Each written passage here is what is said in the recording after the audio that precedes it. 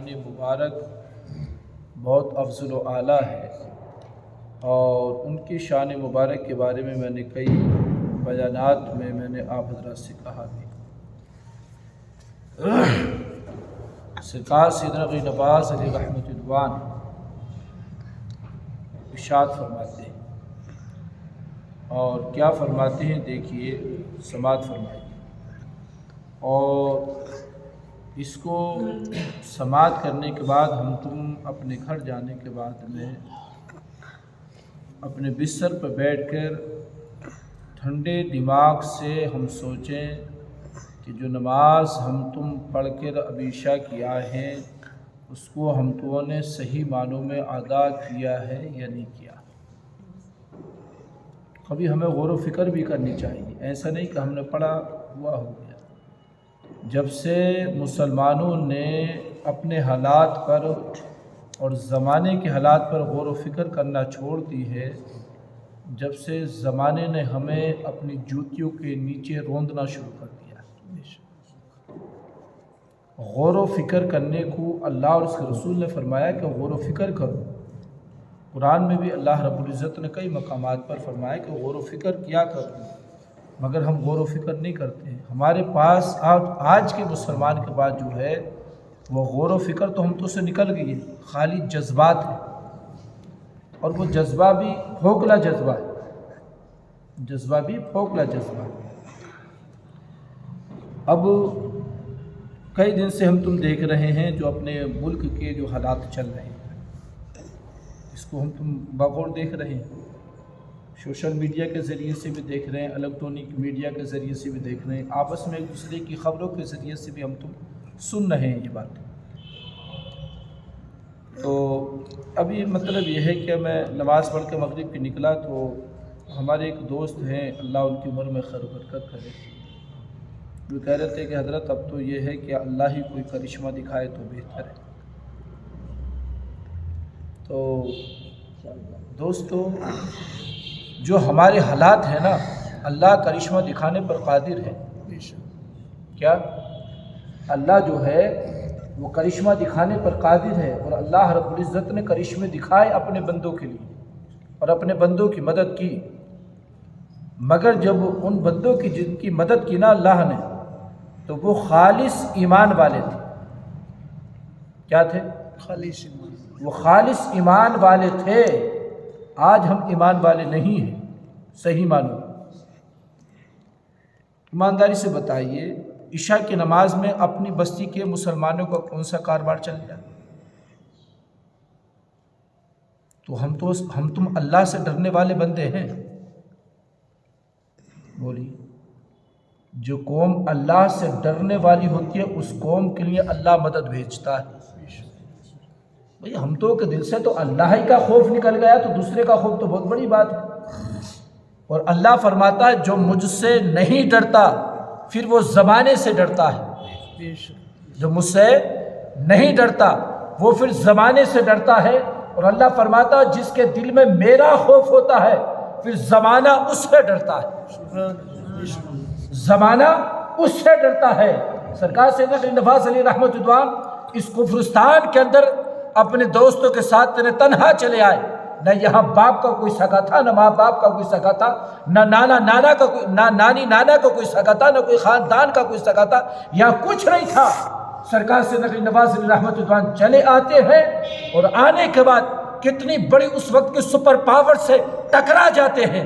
اور جب آپ آتے تو اپنے ہاتھ میں نہ کوئی تلوار لے کر آتے ہیں، نہ کوئی ارسلہ لے کر آتے ہیں، نہ کوئی فوج لے کر آتے ہیں، مگر قسم خدا کی زمانے نے دیکھا کہ وہ مرد مجاہد جو اللہ سے ڈرنے والا تھا، اجمیر کی دھرتی پر آن کر جب قیام کرتے ہیں تو سپر پاور بھی گھٹنے ٹیکنے پر مجبور ہو۔ سبحان اللہ، سبحان اللہ۔ جو وقت کی سپر پاور تھی، اس وقت کی جو سپر پاور تھی وہ گھٹنے ٹیکنے پر مجبور ہو گئی۔ اور جب زبان مبارک سے نکلا نا کہ ہم نے اس سپر پاور کے جو ہیرو ہے، جو سپر پاور کا ہیرو ہے، ہم نے مسلمانوں کی فوج کے ہاتھوں زندہ گرفتار کرا دیا ہے، زبان سے نکلنے کی دیر کی ہوئی، اللہ رب العزت نے اس پرتھوی راج چوہان کو زندہ گرفتار کروا دیا مسلمان فوج کے ہاتھ۔ تو جب جو اللہ سے ڈرتا ہے نا تو اس کی زبان سے نکلنے کی دیر ہوتی ہے، اللہ حالات کو اس طرح سے بنا دیتا ہے، پھر وہ زبان سے جو کہتا ہے اللہ وہ کرتا ہے۔ آج حالات یہ ہیں، دیکھیے ایک صف ہو رہی ہے ہماری مسجدوں کے اندر، مغرب میں ایک صف بھی ہماری پوری نہیں ہو پا رہی، تو بتاؤ جس بستی کے اندر اتنے بے نمازی ہیں وہ، تو کہ اس بستی والے اگر دعا کریں تو دعا قبول ہو جائے گی؟ سیدنا عیسیٰ علیہ السلام کا زمانہ مبارک ہے، اللہ کے نبی ہیں۔ ایک مرتبہ آپ ایک بستی سے جب گزرے تو دیکھا کہ بستی والے بڑے خوشحال ہیں، اور اس میں بڑے عمدہ عمدہ قسم کے اس بستی میں باغ ہیں، کھیتیاں ہری بھری ہیں، بڑی نہریں چل رہی ہیں، بڑے خوشحال لوگ ہیں اس بستی کے۔ آپ نے اللہ کا شکر ادا کیا کہ میرے رب نے میری امت کے ایسے لوگ بھی بستیوں میں ہیں کہ اتنے خوشحال زندگی بسر کر رہے ہیں کہ گویا دنیا میں اللہ نے ان کے لیے جنت کا انتظام کر دیا۔ عیسیٰ علیہ السلام وہاں سے چلے گئے، اپنا جو بھی کام تھا ان کا۔ کچھ دنوں کے بعد جب سیدنا عیسیٰ علیہ السلام دوسرا کر اس بستی سے جب گزرے آپ، تو دیکھ کر حیران ہوئے کہ جو درخت ہیں اور جو باغ تھے وہ سوکھ چکے ہیں، کھیتیاں بنجر بن چکی ہیں، جو نہریں روا دوا تھیں وہ خشک ہو چکی ہیں، اور اس بستی کے اندر ایک خزاں کا ماحول قائم ہو چکا ہے۔ آپ بڑے حیران و پریشان ہیں۔ اللہ کے نبی سے بارگاہ خداوندی میں عرض کی مالک مولا یہ کیا حال ہوا، میں سمجھ نہیں پایا اس بات۔ تو وہی نازل ہوئی، میرے عیسیٰ اس بستی کے لوگ بڑے خوشحال تھے، میری بڑی فرما برداری کرتے تھے، میری عبادت کرتے تھے، اس بستی سے ایک دن بے نمازی کا گزر کیا ہوا؟ ایک بے نمازی کا گزر ہو گیا، اس کی نحوست کی وجہ سے ہم نے اس بستی کی ساری برکت اٹھا لی۔ تو بے نمازی کا گزر ہو جائے، بستی کی پوری برکت اٹھا لی جائے، اور جس گھر میں ہر گھر میں بستی کے اندر ہر مسلمان کے گھر میں بے نمازی رہتا ہو، تو بتاؤ پھر مسلمانوں دعا کیسے قبول ہو سکتی ہے؟ ہو سکتی ہے؟ بس یہ شکر مناؤ کہ ہمیں رزق مل رہا ہے، ورنہ ہمارا منہ اس قابل نہیں ہے کہ ہمیں رزق دیا جائے۔ جیسے دوسرے نبیوں کی امتوں کے سامنے عذاب نازل ہوئے، یہ پیغمبر اسلام صلی اللہ علیہ وسلم کا صدقہ ہے، رب کے محبوب کا صدقہ ہے کہ اللہ ہمیں ایسے عذاب میں گرفتار نہیں کرے گا، ورنہ جو ہماری کنڈیشن، ہمارے حالات ہیں، ہم تم کھانا کھانے بیٹھے تو وہ کھانا خون بن جائے، حالات تو یہ ہے ہمارے لیے، حالات یہ ہیں۔ اور پچھلی امتوں کے ہوئے کہ جب وہ کھانا کھانے کے لیے دسترخوان پہ بیٹھتے وہ کھانا خون ہو جاتا، کھانا کھانے کے لیے ہاتھ لگاتے کھانے میں کیڑے ابلنا شروع ہو جاتے۔ اللہ چاہے تو یہ ہمارے لیے بھی کر سکتا، مگر اس نے اپنے محبوب سے وعدہ کیا، میرے محبوب میں تیری امت پر ایسا عذاب نہیں بھیجوں گا، میرے حبیب میں تیری امت پر ایسا عذاب نہیں بھیجوں گا، ورنہ حالات ہماری یہی ہے اس طرح کے۔ امام بیچارے ہر جمعے کو بول رہے ہیں نمازیں پڑھو، حالات سے آگاہ کر رہے ہیں، امام اپنا کام کر رہے ہیں۔ میرے دوستو بتاؤ ہماری قوم کیا کام کر رہی ہے؟ ہماری قوم کے تو حالات یہ ہیں کہ ان کے جلوس نکلے، سجاوٹ ان کی ہو تو اس میں بھی پیسے دینے سے باز نہیں آتے، پیسے دے دیتی ہے ہماری قوم۔ جب ہماری قوم جب ان کے جلسوں میں بھی پیسے دے، ان کے جلوسوں میں بھی پیسے دے، تو بتاؤ پھر حالات کیسے بدل سکتے ہیں؟ پھر تو کام ایک کرتا ہے ڈنڈے سبھی کھاتے ہیں، ایسا ہے۔ ایسے میں کام ایک کرتا ہے ڈنڈے سب کھاتے ہیں۔ ایک روایت مجھے یاد آئی، منگول ایک بڑی ظالم قوم پیدا ہوئی ہے دنیا کے اندر، وہ فنا ہو گئی، ختم ہو گئی، آئی تھی منگول ایک قوم۔ تو ہلاکو خان جو تھا نا، ہلاکو خان یہ بہت بڑا ظالم انسان گزرا، اور اس نے بستیوں کی بستیاں تباہ کر دی، برباد کر دی۔ یہ میں تاریخ کا ایک چھوٹا سا آپ کو حصہ بتا رہا ہوں۔ ہم نے اپنی تاریخ کو پڑھنا چھوڑ دیا ہے، اور ہمارے امام اگر مولانا تاریخ بتانے کی کوشش کریں تو ہمارے جو نوجوان ہیں یا بزرگ ہیں ان کے نہ سروں سے بات جاتی ہے۔ یہ جو تاریخی واقعات ہوتے ہیں نا، یہ ہماری عبرت کے لیے ہوتے ہیں۔ تاریخی واقعات سننے کے بعد آج بھی انگریز جو قوم ہے نا، وہ اتنی ہوشیار قوم ہے۔ ہمارا نوجوان یا میں یا آپ بھی، کوئی بھی، میں بھی اپنے آپ کو بتا رہا ہوں، میں بھی سفر کرتا ہوں یا آپ بھی سفر کرتے، تو تم سفر کرتے ہوئے ٹرین میں بیٹھے یا بس میں بیٹھے ہوئے تو موبائل دیکھتے ہوئے جاتے۔ آپ نے کسی بھی انگریز کو ٹریولنگ کرتے ہوئے یعنی سفر کرتے ہوئے موبائل دیکھتے ہوا نہیں دیکھا ہوگا اس کو. وہ موبائل نہیں دیکھتا، وہ ہمیشہ اس کے ہاتھ میں بک ہوگی، ایک چھوٹی سی بک ہوگی، اس کا وہ مطالعہ کر رہا ہوگا، وہ مطالعہ کر رہا ہوگا. تو وہ قوم ہمیشہ اپنی تاریخ اور تاریخ کے بارے میں وہ قوم پڑھتی رہتی ہے. اس لیے وہ قوم آج بھی ترقی کر رہی ہے. جو تاریخ کو پڑھتی ہے وہ ہمیشہ قوم ترقی کرتی ہے، وہ فنا نہیں ہوتی ہے. ہماری قوم نے اپنی تاریخ کو بالکل بھلا دیا.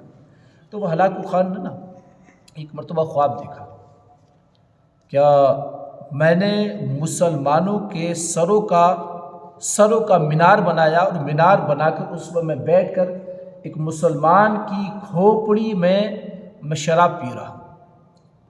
یہ خواب اس نے دیکھا، یہ تاریخ میں بتا رہا ہوں. تو اس نے اپنے وزیر سے یہ خواب بیان کیا. جب بیان کیا نا تو اس کے وزیر نے کہا کہ حضور والا آپ کائے کو پریشان ہو رہے، یہ کام تو ہم آپ کے لیے کر سکتے ہیں. یہ کام کیسے کر سکتے ہیں کہ ہم مسلمانوں کا ایک بڑا شہر ایسا دیکھتے ہیں کہ جس میں بہت زیادہ مسلمان ہوں، اور ان کے سر ہم کاٹ کر مینار بنا سکتے ہیں، اس پر آپ کو ہم بٹھا سکتے ہیں. یہ کام تو ہم آپ کے لیے کر سکتے ہیں. انہوں نے شہر جب دیکھا تو بغداد شہر کو دیکھا. انہوں نے کہا بغداد ایک ایسا مسلمانوں کا شہر ہے، شہر بغداد کئی مرتبہ تباہ برباد ہوا ہے، مگر یہ اللہ کا خاص فضل و کرم اس شہر پر رہا کہ وہ تباہ برباد ہوتا ہے، پھر بزرگوں کے صدقے میں اللہ پھر اس کو ترقی عطا فرما دیتا ہے.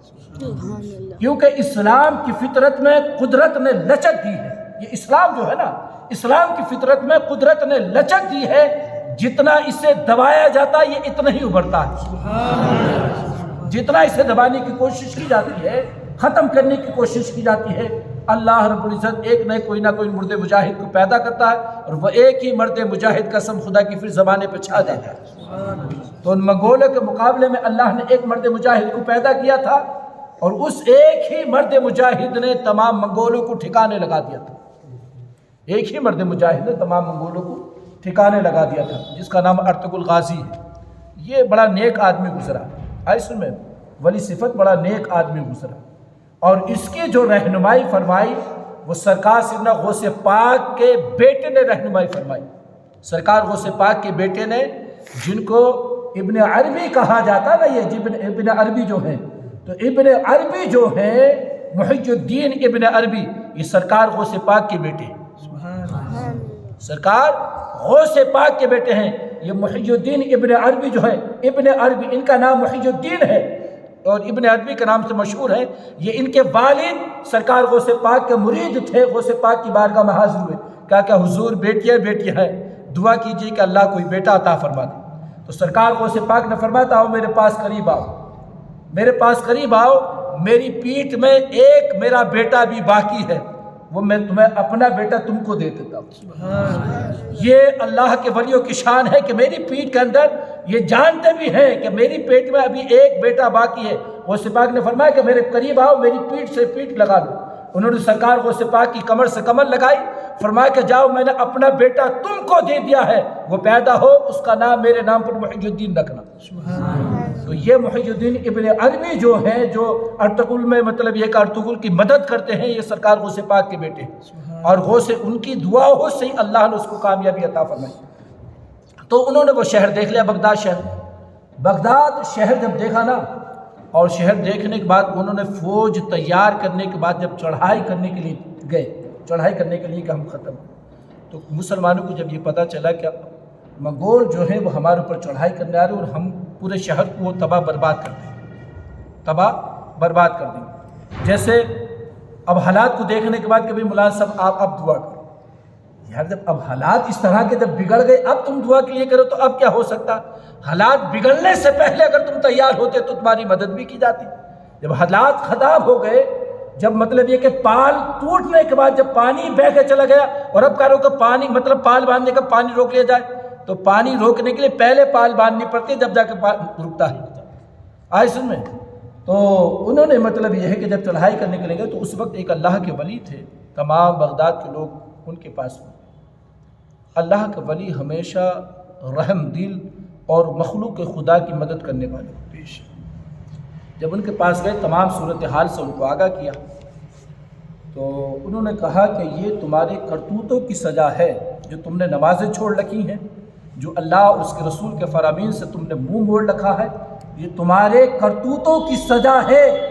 اگر تم وعدہ کرو کہ ہم نماز کے پابند ہو جائیں گے اور اپنے برے کاموں سے، برے فعلوں سے ہم توبہ کرتے ہیں، تو میں آج رات اپنے رب سے تمہارے لیے دعا کروں، اگر تم مجھ سے وعدہ کرو۔ جب کہتے نہیں مرتا کیا نہیں کرتا، مرتا کیا نہیں کرتا، پھر تو مطلب یہ کہ جب ایسے حالات ہوں گے تو فجر میں پوری مسجد بھرو ہوئی دکھائی دے گی۔ جب پیچھے ایک مرتبہ مطلب یہ کہ 2006 میں یہ کس ٹائم وہ آیا تھا، ایک زلزلہ آیا تھا تو پوری مسجدیں بھر گئی تھیں، آیا تھا نہیں ایک مرتبہ زلزلہ جو آیا تھا تو پوری مسجدیں بھر گئی تھیں۔ تو یہ حالات کہتے نہیں کہ مرتا کیا نہیں کرتا۔ بہرحال وہ لوگ چلے گئے، انہوں نے دعا کی، انہوں نے دعا کی، اور دعا کرنے کے بعد دعا کیا کی، وہ ایک لکڑی کے پیالے میں پانی پیتے تھے۔ وہ اللہ کے ولی نے وہ لکڑی کا پیالہ اٹھایا اور اٹھانے کے بعد الٹا کر رکھ دیا۔ کہیے نا سبحان اللہ۔ پیالہ الٹا کر رکھ دیا۔ اب منگولوں کی فوج آئی، آنے کے بعد جب بغداد کے چکر لگا رہے مگر شہر بغداد میں نظر نہیں آ رہی۔ شہر بغداد ان کو نظر، چکر لگا رہے ہیں شہر کے مگر شہر نظر نہیں آ رہا۔ کافی حیران و پریشان ہو گئے، کہا یار شہر تو یہی تھا، کہاں چلا گیا؟ آخرکار وہ تھک کے واپس چلے گئے، تھک کے واپس چلے گئے۔ جب واپس چلے گئے تو یہ لوگ جو شہر کے تھے یہ بھی نمازوں میں لگ گئے۔ کچھ دنوں کے بعد جب دیکھا کہ اب خطرہ چل گیا تو پھر یہ اپنی حرکات میں پھر وہ کہ وہی جو حالات ہماری رانی کے، ہم تو کہ ہیں آج کی پوری دنیا کے مسلمانوں کے جو حالات ہیں، یہی کہ نہیں پورے ہندوستان کے یہی حالات ہیں، بلکہ پوری دنیا کے یہی حالات ہیں۔ پھر وہ اپنی مکاری اور عیاشیوں میں لگ گئے۔ پھر منگولوں نے پھر چڑھائی کر دی۔ جب چڑھائی کری تو پھر جب مطلب یہ کہ چڑھائی کری، ان کو معلوم چلا یہ پھر اللہ کے ولی کے پاس پہنچے۔ جانے کے بعد دعا کے لیے کہ انہوں نے پھر ان کو ڈانٹا ڈپکا، مگر وہ رحیم اللہ کا ولی ہمیشہ رحم دل ہوتا، کہا کہ جاؤ میں رب سے دعا کروں۔ انہوں نے پھر فجر کی نماز پڑھی، تہجد کی نماز پڑھی، پیالہ پھر الٹا کر کے رکھ دیا۔ پھر منگول آئے، پھر چاروں طرف گھومے مگر شہر نظر نہیں آتا، حیران و پریشان ہو۔ اب وہ پھر واپس چلے گئے۔ تیسری مرتبہ جب وہ آئے، تیسری مرتبہ جب انہوں نے چڑھائی کی اور یہ اللہ کے ولی کے پاس پہنچے دعا کرانے کے لیے، یہ اللہ کے ولی کے پاس تیسری مرتبہ دعا کرانے کے لیے پہنچے تو انہوں نے کہا ٹھیک ہے آپ جائیے، مگر تم میرے رب سے 3 مرتبہ وعدہ کر چکے ہو، 2 مرتبہ تم نے اپنے وعدے کو توڑ دیا، جائیے میں دعا کرتا ہوں۔ جب اللہ کے ولی نے دعا کے لیے ہاتھ اٹھائے تو غیب سے آواز آئی کہ اب ان کے لیے دعا مت کرنا، اب ان کے لیے دعا مت کرنا، اب دعا تمہاری قبول نہیں کی جائے گی اور ان کے ساتھ مرنے کے لیے تم بھی تیار ہو جاؤ۔ جب عذاب الہی آتا ہے تو پھر نیکوں کو بھی ختم کر دیا جاتا ہے۔ آئے سنیں، نیک بھی اس میں ختم ہوتے، کہتے نہیں کہ جب گیہوں پستا تو اس کے ساتھ میں گھن بھی پستے ہیں۔ تو دوستو بہتر یہی ہے کہ کوئی عذاب آنے سے پہلے اگر ہم اپنے آپ کو بدل لیتے ہیں تو اللہ پھر قسم خدا کی ہماری مدد فرماتا ہے، اللہ مدد فرماتا ہے۔ اور جب ہم اپنے آپ کو نہیں بدلیں اور عذاب سر پر آن کے کھڑا ہو جائے تو پھر وہ ٹلتا نہیں ہے۔ یہ آج کا جو دور ہے نا تو یہ مسلمانوں کے لیے ایک عذاب کا دور ہے، عذاب کا دور ہے۔ تو عذاب کسی ایک کے دعا کرنے سے یہ نہیں ٹلے گا، یہ جو اگر ٹل سکتا ہے تو سب ہم اپنے آپ کو بدل لیں، قسم خدا کی خود بخود حالات بدل جائیں گے، خود بخود حالات بدل جائیں گے۔ ہم تم اتنی گہری نیند میں ہیں کہ وہ روزانہ 5 بجے 5:30 بجے سے مطلب 5 بجے سے پہلے اٹھنے کے بعد گاؤں میں گشت کر رہے ہیں، اپنی ریلیاں نکال رہے ہیں، مگر ہمارے مسلمان کی آنکھ کھلنے کے لیے تیار نہیں، آنکھ کھلنے کے لیے تیار نہیں۔ ان کی بیٹیاں بہویں سب وہ جھوٹے ہیں، اپنے جھوٹے خدا کے لیے سب کچھ کر رہے ہیں۔ ہم تم سچے ہونے کے بعد سچے خدا کے نام پر ہم تو نماز پڑھنے کے لیے تیار نہیں ہیں۔ پھر تم کہو کہ مولانا صاحب دعا کرو تو دعا قبول ہو جائے، دعا قبول ایسا نہیں ہوتی ہے۔ دعا جب قبول ہوتی ہے جب ضمیر کو بھی صاف کیا جائے، ذہن کو بھی صاف کیا جائے اور اپنے سر کو رب کی بارگاہ میں جھکایا جائے، اللہ قبول فرماتا ہے، اللہ قبول فرماتا ہے۔ میں دیکھ رہا ہوں، روزانہ حالات دیکھ رہا ہوں۔ رات اتنی بڑی ریلی تھی کہ اس کا آخری کونا یہاں پیڑ کے نیچے تھا اور پہلا کونا وہ جو سیڑھی ہے اس کے آگے تھا، اس کے آگے تھا۔ تو تم مسلمانوں اتنی بڑی ریلی بستی میں گزر کے جاری ہے اور مسلمان کی آنکھ نکل رہی، بتاؤ تو تم کون سا نشہ کر کے ایسے سو رہے ہو یار؟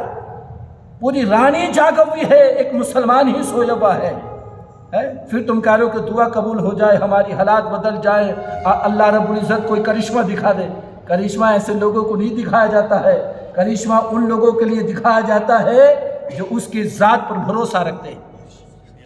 ہم اس کی ذات پر بھروسہ رکھتے تو عشاء میں ایک صف نہیں بلکہ عشاء میں نماز ایسے ہی فرض ہے جیسے جمعے کی فرض ہے، جیسے جمعے کی ہمارے اوپر فرض ہے ایسے عشاء فرض ہے، ایسی عصر و مغرب فرض ہے، ایسی ظہر فرض ہے، ایسی فجر کی نماز فرض ہے۔ خالی جمعے کی نماز کو ہم نے اپنے پر فرض سمجھ لیا ہے۔ قسم خدا کی کبھی اس کی بارگاہ میں سچی عقیدت کے ساتھ اور محبت کے ساتھ جھک کے تو دیکھو، اللہ فرماتا ہے زمانے کو تیرے قدموں میں نہ ڈال دوں تو پھر تو کیا نہ، زمانہ تیرے قدموں میں آن کے جھک جائے گا، تو میری بارگاہ میں جھک، میں زمانے کو تیری بارگاہ میں جھکا۔ ایسے میں تو سرکار سیدنا غنی نواز علی رحمت ادوان نے، آپ فرماتے ہیں، میں نے ابھی سرکار سیدنا غنی نواز نے 70 سال تک، کتنے 70 سال تک رات میں اپنی کمر بستر پر نہیں لگائی۔